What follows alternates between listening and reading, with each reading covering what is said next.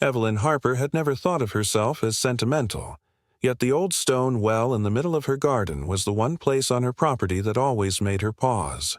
The house itself was unremarkable, a modest one-story structure with weathered siding and windows that had long since lost their shine, but the well was different.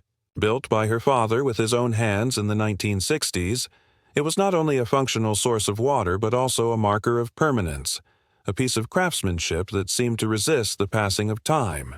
She remembered being a child and watching him lower stones into place with deliberate precision, humming under his breath while sweat rolled down his brow.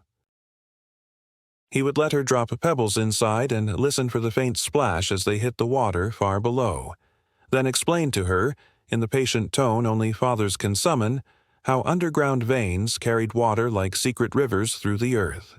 When Evelyn became an architect, it was partly because of those afternoons in the yard, seeing how something built with thought and skill could last decades, outliving its maker. Now, in her late 60s, retired and living alone after the death of her husband, the well had become a quiet monument to that past, both comforting and slightly haunting, a reminder of everything that had slipped away and yet remained in stone. Every morning she followed the same ritual. She would walk across the grass still damp with dew, lower the bucket and pull it back up, the creak of the pulley sounding louder than the bird song. The water was always cool, with a faint mineral taste she secretly preferred over the filtered liquid that came from grocery store bottles.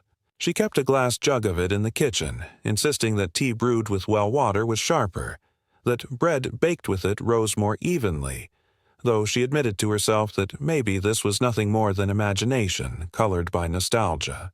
Still, it gave her a sense of independence, as though she stood apart from the creeping reach of the city with its endless regulations, meters, and bills. The well was hers alone, not subject to anyone's control.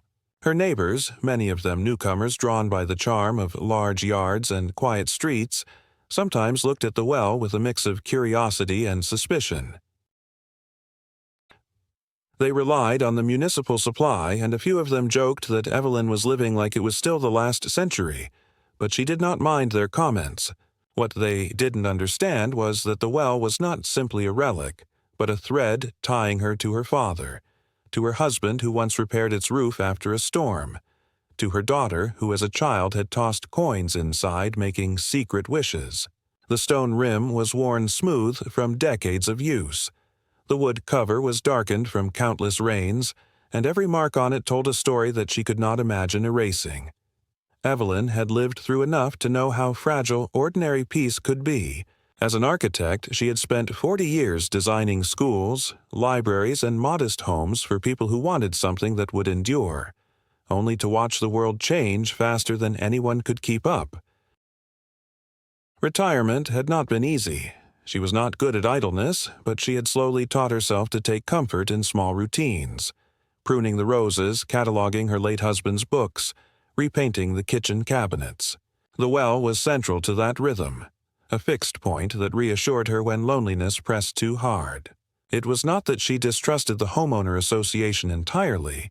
She paid her dues, she kept her lawn within the required limits, she even attended a few meetings in her first years in the neighborhood, but she always kept a certain distance, sensing that the zeal with which they enforced their rules would one day cross a line. When a letter came reminding her of exterior paint guidelines or waste bin placement, she complied, if only to avoid friction, though she felt faintly absurd painting her mailbox beige to match the street. But the well, she knew, would never become a matter of debate. It had been on the property since long before the subdivision had expanded around her lot, and no one in their right mind would challenge its presence. To her, it seemed immovable, as much a part of the land as the trees that shaded it. Perhaps that was why she clung to it with a devotion she rarely admitted even to herself. At night, when she closed the curtains, she sometimes glanced out toward the garden, seeing the circular outline of the well roofed with old shingles, and felt an odd reassurance that as long as it remained, so would she. It was not vanity or fear of aging. It was a quiet acknowledgement that time was cruel, but heritage could survive it. And for Evelyn Harper, a woman who had lost much and gained wisdom in exchange, that circle of stones in her yard was not only a practical source of water but also a piece of identity she would never willingly surrender. The morning it happened began as quietly as any other, with Evelyn Harper sitting at her kitchen table, the glass jug of well water beside her, watching the slow curl of steam rise from her tea. The air outside was still heavy with the chill of early spring, and through the half-opened curtains she could see her breath lingering faintly on the glass when she leaned too close. She was thinking, without much urgency, about repainting the shed and perhaps replacing the old gutter that had begun to sag, when a noise unlike any she was accustomed to shattered the morning calm. At first it was a distant mechanical hum, too steady to be a passing truck, too harsh to be lawn equipment. Then came the deeper grind of metal against soil, the sharp beeping of a vehicle in reverse, and the unmistakable crack of stone splitting. Evelyn rose slowly, her hands instinctively pressing against the edge of the table as though steadying herself, and moved toward the back door, already sensing in her body that whatever awaited her outside was not a misunderstanding, but something deliberate. The sight that met her in the yard made her throat close in a knot of disbelief. An orange excavator, its claw arm swinging with brutal indifference, stood directly over the well. Dust plumed in the morning air, fragments of stone scattered across the grass, and two men in reflective vests shouted instructions to each other over the din. The wooden cover of the well had already been torn away and tossed aside like garbage, the rope and pulley snapped in two, the stones that her father had placed with such care now pried loose in clumps and scooped up into a waiting truck. Evelyn shouted, though her voice was weak against the roar of the engine, demanding to know what they were doing on her property, who had given them the right to touch anything here, but the men barely turned their heads. One gestured toward the street where a black SUV idled, windows rolled up, a clipboard resting against the dashboard as though this were nothing more than a scheduled task. Heart pounding, she hurried across the lawn, nearly stumbling on the uneven ground, and stood in front of the machine, waving her arms in desperate defiance, though she knew how absurd and small she must have looked against the mass of iron and steel. The driver finally cut the engine, more in irritation than recognition of her authority, and leaned out of the cab with a look of bored detachment. "Ma'am, step back," he called, as though she were an intruder on her own property. "We're authorized to remove this structure. Safety hazard. You'll need to take it up with your association." The words struck her with a surreal weight. Association. Safety hazard. They spoke as if the well, the heart of her garden, was a broken fence or a pile of trash to be cleared away. She shouted again that this was her land, that the well was legal, documented, older than most of the houses in the neighborhood, but the driver only shrugged, repeated that he was following orders, and turned the engine back on. Within minutes, the claw arm descended again, scooping out another section of stone and crushing it beyond recognition. By the time the truck pulled away, leaving a scar of raw earth where the well had once stood, Evelyn was trembling, her hands raw from clutching the splintered wood of the old cover, her throat hoarse from shouting against the machinery. The SUV had disappeared as well, as though it had never been there, and all that remained was silence punctuated by the creak of birds returning to the trees. She felt as if a crime had been committed in broad daylight and no one had come to stop it, as if the most intimate part of her history had been ripped from the ground while the world went on unbothered. She stood there for nearly an hour, staring at the jagged hole until the wind picked up enough to scatter dust across her clothes and she forced herself back inside, shaking so badly she had to grip the counter for balance. It was only later that day, when the mail arrived, that she understood the full measure of the assault. Among the usual envelopes lay one thick with the embossed insignia of the Homeowner Association. She slid it open with hands that already dreaded its contents, and inside found not an explanation or apology, but an invoice. The letter, printed in the officious, sterile language of bureaucrats, stated that she was being fined for unauthorized water usage. The well, according to the document, had been an unpermitted and unrecorded utility, operating outside the bounds of community regulations and therefore subject to removal at her expense. The sum demanded was not only staggering but deliberately cruel, a figure that exceeded the annual budget she had carefully planned for her retirement. Worse still, the letter claimed she owed restitution for the supposed damage her private water use had caused to the community supply system, as though her modest jug of morning tea had somehow endangered the entire neighborhood. Evelyn read the letter 3 times, each pass deepening the dissonance between reality and the words on the page. She had permits. She had architectural plans with municipal stamps. The well had stood on her property for decades before the subdivision even existed. And yet here, in black ink, was the declaration that it had never been legitimate, that it had been a violation all along, and that now she was to pay for the privilege of seeing it destroyed. She felt a flush of anger, hot and humiliating, not only at the injustice itself but at the casual arrogance with which it was delivered. There was no acknowledgment of her as a person, no recognition that something precious had been taken. Just a balance due, a deadline, and a threat of further action if she did not comply. The absurdity might have been laughable if it had not been so devastating.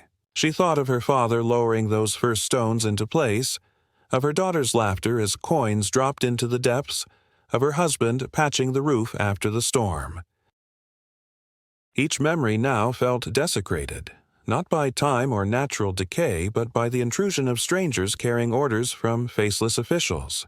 She sat at her kitchen table, the letter spread open before her, and felt the strange mixture of fury and disbelief settle into something harder. The well was gone, but what unsettled her most was the realization that the association had not merely overstepped a boundary. They had rewritten history with a piece of paper and heavy machinery, erasing her right to what was hers as though it had never existed. That night, as she lay in bed, unable to sleep, she replayed every detail of the morning, every sound of stone cracking, every indifferent glance from the men in the yard, every line of the invoice that lay folded on her desk. She knew the fight that loomed ahead would not be a simple argument or polite correction of an error. Something deliberate was at work, something that required audacity and perhaps corruption to move so swiftly and with such confidence.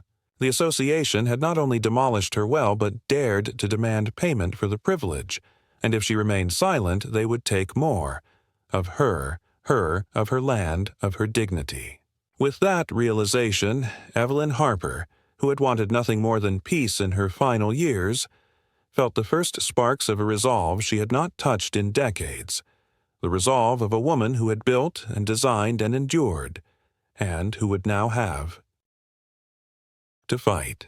The following morning, Evelyn woke with a heaviness that was not just exhaustion from a sleepless night, but something closer to a hangover of disbelief, the kind of fog one carries after a day of sudden loss, when the world looks almost unchanged yet feels entirely different. She moved through the house mechanically, boiling water for tea out of habit, but when she reached for the jug on the counter her hand froze because the jug was empty, and there was no well outside to fill it again.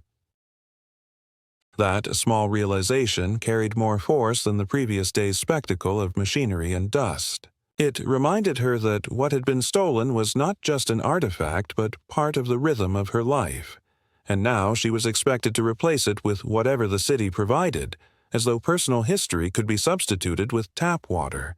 She left the kitchen untouched, pulled on a coat, and decided she could not delay confronting the association, no matter how unprepared she felt. The office was located in a converted storefront on the edge of the neighborhood, squeezed between a dry cleaner and a vacant space that once housed a florist. Its glass door bore the logo of the association etched in frosted vinyl, the kind of branding that tried to look official but never quite escaped the aura of a club desperate for authority. Inside, fluorescent lights buzzed faintly, and a woman at the reception desk looked up with the expression of someone who measured every visitor as a potential complaint to be managed. Evelyn explained who she was and that she needed to speak to the president immediately, her voice carrying the restraint of someone who knew anger would only be used against her. The receptionist, whose name tag read Claire, gave a professional smile that did not touch her eyes, and asked if Evelyn had an appointment. When Evelyn said no, Claire paused, then typed something quickly into her computer before vanishing through a side door. Minutes stretched long enough for Evelyn to hear the muted sounds of printers and phones from the back offices, until finally Claire returned and told her to follow. She was led into a conference room with pale walls and a table too large for the space, where a man in a suit sat waiting with a clipboard.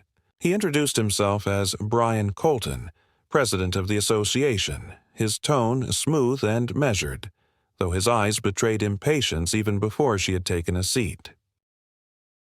Evelyn wasted no time describing what had happened: the demolition, the invoice, the absurd claim of unauthorized usage, and placed the letter on the table between them as if presenting evidence in a trial. Brian listened with an air of courtesy that felt rehearsed, occasionally jotting notes on his clipboard, his expression remaining neutral to the point of indifference.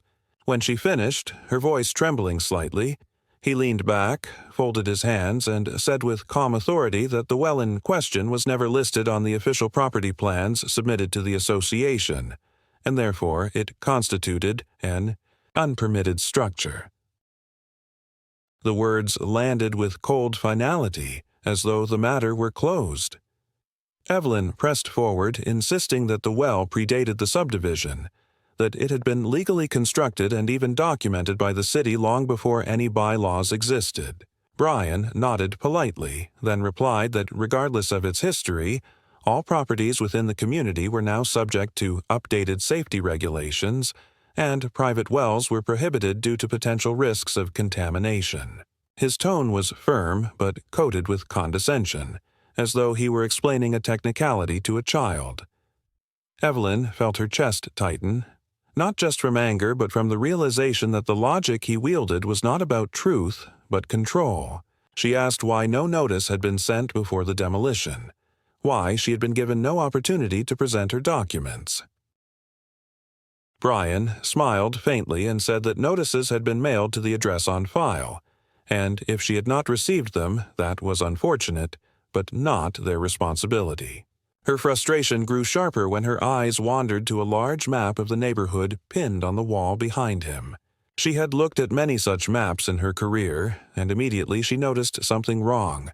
Her property boundaries were subtly altered, shifted just enough to make the back section of her yard, where the well had stood, appear outside her parcel. The lines were redrawn with precision, and the print date in the corner was recent, less than a year old. She interrupted Brian's explanation and demanded to know why the map did not match her deed. For the first time, his composure slipped, if only briefly, and he glanced over his shoulder as if surprised she had noticed. Then, recovering, he said that the map reflected updated surveys, and any discrepancies could be addressed through the appropriate appeals process, though he warned that such processes were lengthy and rarely reversed board decisions.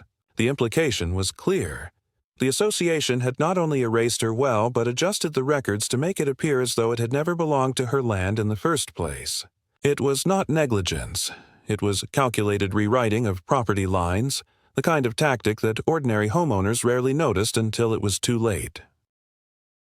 Evelyn's voice rose despite herself, telling him that she had municipal records, signed plans, and that no association had the authority to alter what had been law for decades. Brian's expression hardened, and he placed his pen neatly on the clipboard before replying that if she believed errors had been made, she was welcome to consult an attorney. But until then, the board considered the matter closed. The dismissal was deliberate, designed to end the conversation before it began, and Evelyn felt the weight of it like a door slammed in her face. When she left the office, the afternoon sun was blinding against the glass door, and she stood on the sidewalk for several moments struggling to steady her breath. The encounter had not given her answers, only sharpened her understanding of the scale of what she was up against. This was not a misunderstanding that could be solved with polite correspondence. It was a system fortified by falsified documents and rehearsed authority. She knew then that her fight would not be about proving the existence of the well, but about proving the truth of her own history against a version that had been deliberately rewritten. For the first time since the demolition, fear mingled with her anger. But beneath it, there flickered the stubbornness of a woman who had spent her life building structures meant to last. If the association believed she would collapse under the weight of bureaucracy, they had underestimated her. Evelyn had always been meticulous about records, perhaps a lingering habit from her career as an architect, where every drawing, every approval, every signature had to be preserved in duplicate, because a single missing page could derail months of work. After her husband died, she had boxed up most of her professional files, but when she inherited the house she had grown up in, she kept a separate drawer for family documents, deeds, permits, tax bills, even the yellowed paper slips her father had saved when he ordered the original stone for the well. For years she had hardly touched them, glancing through the folder only once in a while when curiosity or nostalgia overtook her. Now, after the meeting with Brian Colton and the sight of that falsified map, she pulled the drawer open with trembling hands, convinced that the answers she needed were there, hidden in plain sight. She spent an entire afternoon at her dining room table, spreading papers across the surface until the wood disappeared beneath the layers of history. The municipal permit from 1971 lay at the center, signed in blue ink by a long-retired inspector and bearing the embossed seal of the county. Attached to it was a hand-drawn site plan that she herself had helped her father prepare as a teenager. Neat lines and measurements that matched exactly where the well had stood until last week. The papers smelled faintly of mildew, but the ink was intact, undeniable, irrefutable. Evelyn felt a small flicker of triumph as she traced the signature with her finger, knowing that whatever lies the association had planted on their glossy maps, she held a proof of the well's legality in her hands. Yet the triumph was brief. When she compared these papers to the more recent property survey she had received with her last tax bill, she saw that the back section of her lot had indeed been shortened, the line cutting off just before the location of the well. The change was subtle, almost imperceptible, but to someone who had spent her life measuring distances and verifying proportions, it was glaring. What struck her most was that the adjustment was not sloppy. It was precise, clean, and calculated, the kind of alteration that only a professional could execute. Someone had not only redrawn her boundaries, but had done so in a way that would stand up to cursory review, counting on the fact that most people never looked closely at surveys. She leaned back in her chair, the permit in one hand and the survey in the other, and felt a chill creep through her chest. This was no bureaucratic accident.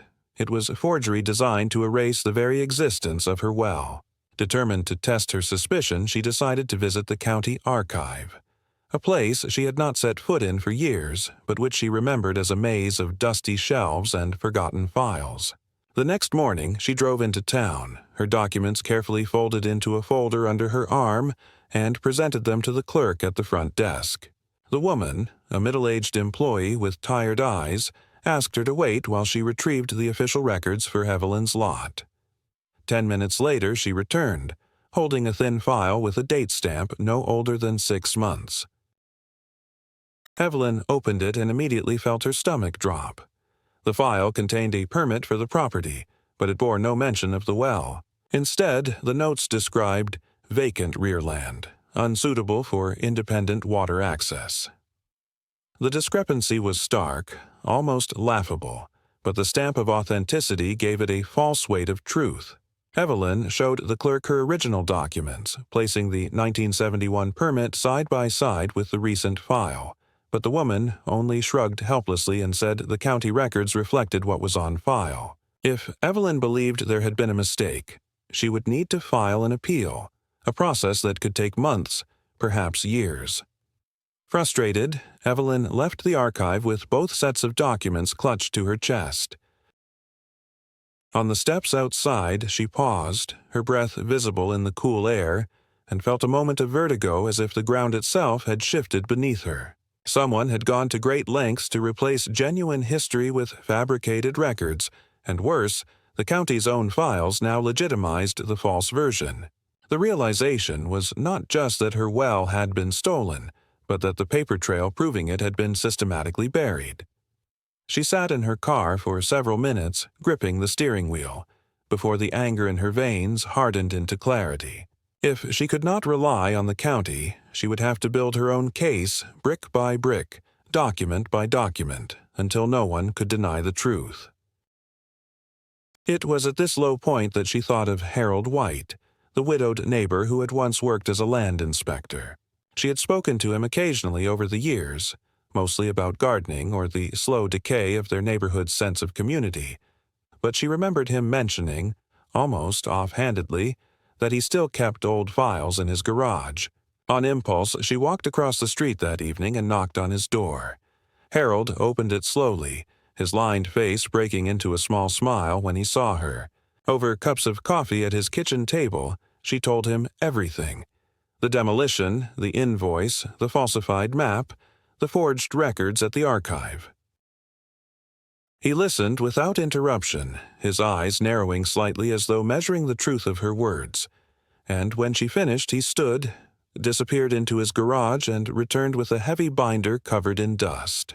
Inside, preserved in plastic sleeves, was a copy of the cadastral plan for their subdivision from nearly 30 years ago, complete with handwritten notes and his own inspector's seal. And there, clearly marked on Evelyn's lot, was the circular symbol for the well. Evelyn felt a wave of relief so sharp it almost made her dizzy. Here was not only confirmation but corroboration from an independent authority. Harold, leaning back in his chair, shook his head and muttered that he was not surprised. He had long suspected that the association was pushing boundaries, sometimes literally, and he had noticed other quiet adjustments to maps that had never been explained. "They're rewriting the neighborhood, Evelyn," he said, his voice low, "parcel by parcel, until no one remembers how it used to be." His words carried a gravity that chilled her, but they also lit a spark of resolve.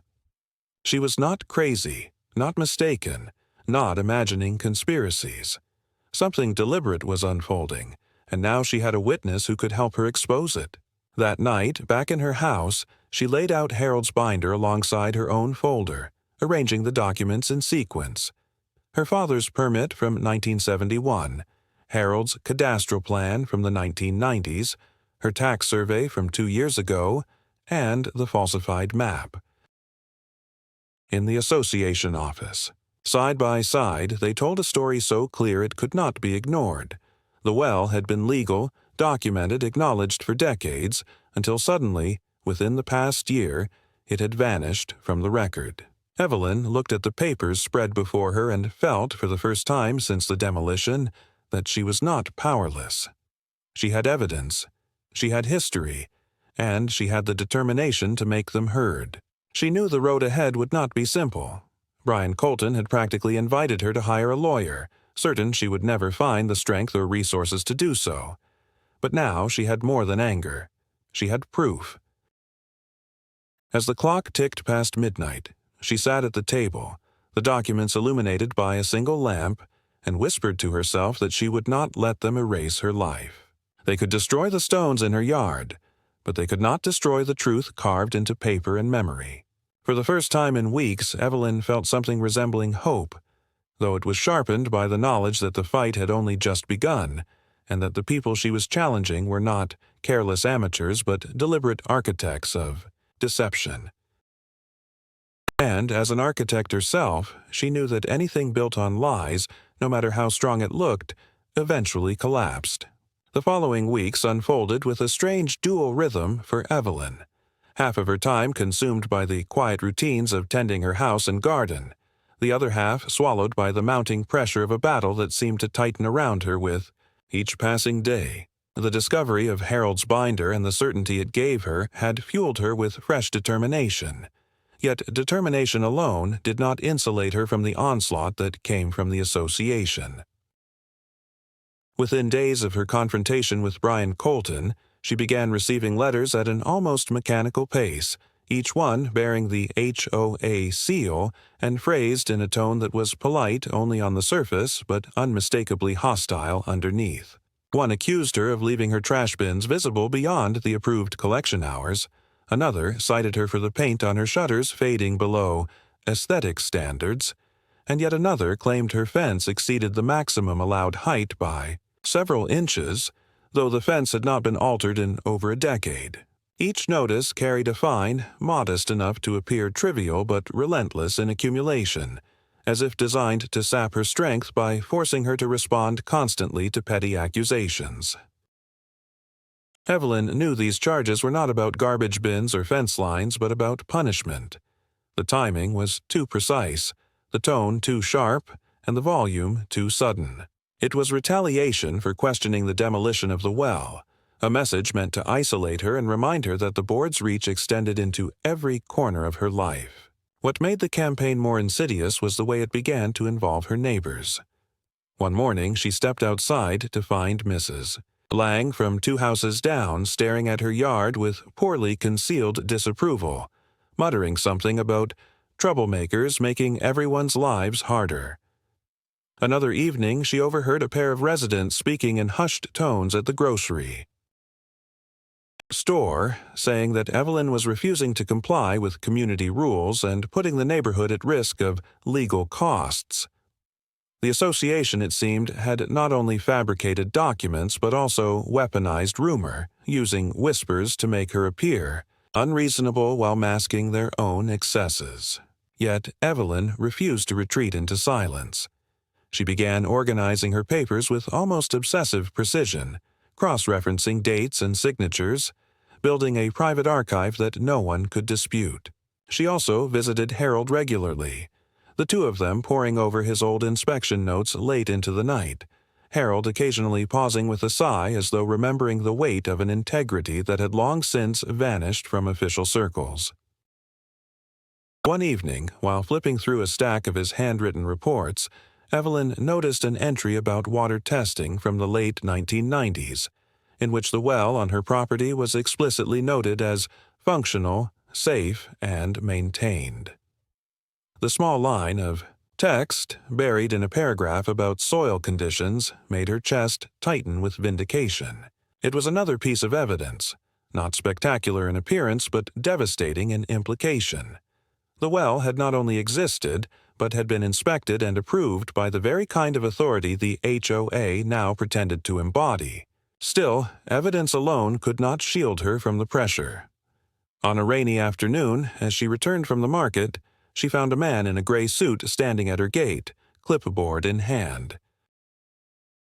He introduced himself as a compliance officer, acting under directive of the board, and informed her that he was there to conduct a property inspection. His tone was clipped, his manner brusque, and when Evelyn asked under what authority he was entering her land, he simply replied that refusal to cooperate would result in immediate fines and escalation. Reluctantly, she allowed him through, trailing him as he walked the perimeter of her yard, scribbling notes in his pad with an air of casual judgment. He paused near the remains of the demolished well, the ground still unsettled, and remarked coldly that unauthorized reconstruction would not be tolerated. Evelyn's jaw tightened, but she said nothing, knowing that any hint of defiance would be written into his report as further justification for penalties. The harassment grew more subtle as well. Phone calls arrived in the evening hours with no one on the other end but the faint hum of a line held open. Flyers appeared in mailboxes suggesting that water contamination from unapproved sources had been linked to illness, though no such incident had ever occurred in the neighborhood. On one particularly cruel morning, Evelyn discovered a notice taped to her front door claiming she was delinquent on association fees, though her receipts proved otherwise. She began to feel the encroachment not only in her mail and yard but in her very sense of safety, as though each knock at the door or ring of the phone carried another ambush disguised as procedure. And yet, even under this pressure, Evelyn's resolve sharpened. Harold's quiet companionship gave her strength, his willingness to stand beside her reminding her that she was not entirely alone. Together they began contacting a small network of other long-term residents, some of whom had their own grievances with the board but had been too intimidated to speak. Stories emerged of inexplicable fines, sudden changes in property boundaries, and whispered threats of foreclosure over debts as small as a few $100s. The pattern was unmistakable. and though most neighbors were reluctant to go public, Evelyn saw in their accounts a broader scheme that validated her suspicion. The well was not an isolated incident, but part of a systematic effort to consolidate, control, and profit through coercion. Late one evening, as she sorted through another pile of notices, Evelyn realized with sudden clarity that the fight had shifted. It was no longer about recovering a demolished well or even clearing her name of fabricated charges. It was about exposing a structure of deceit that threatened not only her but the community itself. The association had shown its willingness to manipulate maps, forge documents, spread rumors, and intimidate residents, and it would not stop unless someone forced it into the light. Evelyn felt the familiar burn of fatigue in her shoulders, but beneath it ran a vein of determination that had nothing to do with nostalgia and everything to do with justice. They had tried to erase her past, but in doing so, they had awakened the part of her that had spent a lifetime building things meant to endure. And now she would build her defense not as a frightened homeowner, but as an architect of truth, prepared to reveal every crack in the walls the association had constructed. The courtroom smelled faintly of varnished wood and a stale coffee, and the fluorescent lights cast a flat pallor that made every face look drained. But Evelyn Harper sat upright at the plaintiff's table with her folder of documents stacked neatly. Before her, the sum of weeks of sleepless nights and relentless preparation. Her attorney, a calm woman named Rachel Myers with sharp eyes and a voice that carried like steel through glass, had warned her that the association would come armed with polished rhetoric and glossy exhibits designed to overwhelm the judge with apparent authority, but Evelyn had brought something they could not duplicate: original documents, yellowed with age, bearing signatures and seals that no counterfeit could mimic. When the bailiff called the room to order and the judge, a man with thinning hair and an expression carved from habit, took his seat, Evelyn felt a tremor run through her hands and then settle as if her nerves themselves recognized the gravity of the moment and chose to stand steady. The HOA's attorney was everything Evelyn had expected: a tall man in an expensive suit who rose with rehearsed ease, addressing the court with the tone of someone who assumed his words would be accepted as fact. He described the well as an unpermitted structure, a liability to the community, and produced a set of records from the county archive that conspicuously omitted any mention of its existence. He spoke of regulations, of safety concerns, of uniform standards meant to protect property values, weaving his argument in the language of order and necessity. At one point he gestured toward Evelyn with the faintest trace of disdain, as though she were not a woman defending her life's legacy, but an obstinate neighbor clinging to sentiment against reason. His confidence filled the room like fog, and Evelyn saw a few heads in the gallery nodding faintly, swayed by the performance. But when Rachel rose, the cadence of the proceeding shifted. She began quietly, acknowledging the importance of safety and regulation, then unfolded the first of Evelyn's documents, laying the 1971 municipal permit on the evidence stand. She explained its origin, its signatures, its embossed seal, and she reminded the court that this document predated the very existence of the subdivision by more than a decade. Next, she produced Harold White's cadastral plan, his inspector's notes identifying the well as functional and approved, and then the more recent survey showing the sudden disappearance of that portion of Evelyn's land. Each exhibit was placed side by side, the paper trail forming a chain that no amount of polished rhetoric could dissolve. The judge leaned forward, adjusting his glasses, and Evelyn felt a current of quiet vindication when she saw his expression shift from passive detachment to a sharper, more attentive focus. The climax came when Harold himself took the stand. His voice, roughened by age but steady with conviction, recounted his years as an inspector and his personal knowledge of the neighborhood's early layout. He testified that he had seen the original plans, that he had recorded the well himself, and that the sudden disappearance of such records could only be explained by deliberate tampering. When the HOA's attorney attempted to rattle him with questions about memory and accuracy, Harold calmly opened his binder to the precise page, pointing to his handwriting and official seal as though presenting a living fossil of truth. The gallery shifted, murmurs rippling through the room, and for the first time Evelyn saw Brian Colton, sitting stiffly behind his attorney, lean forward with unease as if the foundation of his certainty had cracked. Rachel concluded by drawing the line between evidence and motive, showing that the association had not only erased Evelyn's well but stood to profit from contracts with a private water company, a detail unearthed through financial disclosures that suggested more than coincidence. The judge listened, then called for a recess, his expression unreadable, and Evelyn sat frozen, her hands gripping the edge of the table as though to anchor herself in the moment. When court resumed, the decision came swiftly but with weight. The judge declared that the demolition of the well had been unlawful, that the alteration of the property lines constituted fraud, and that association's actions could not be defended under the guise of regulation. He ordered the fines annulled, the records corrected, and compensation paid for the destruction of private property, his words landing with the force of a gavel striking not only wood, but the fragile facade of authority the HOA had constructed. As the ruling echoed through the room, Evelyn felt a release so profound she nearly wept, though her tears never came. Instead, she sat in stillness, her breath deepening, her hands finally unclenching as if the stones of the well itself had been lifted from her chest. Around her, voices rose in surprise, some neighbors whispering, others staring at Brian with visible reproach, and Evelyn knew the tide had turned. She had not only defended her own history, but torn open the curtain hiding the association's deception.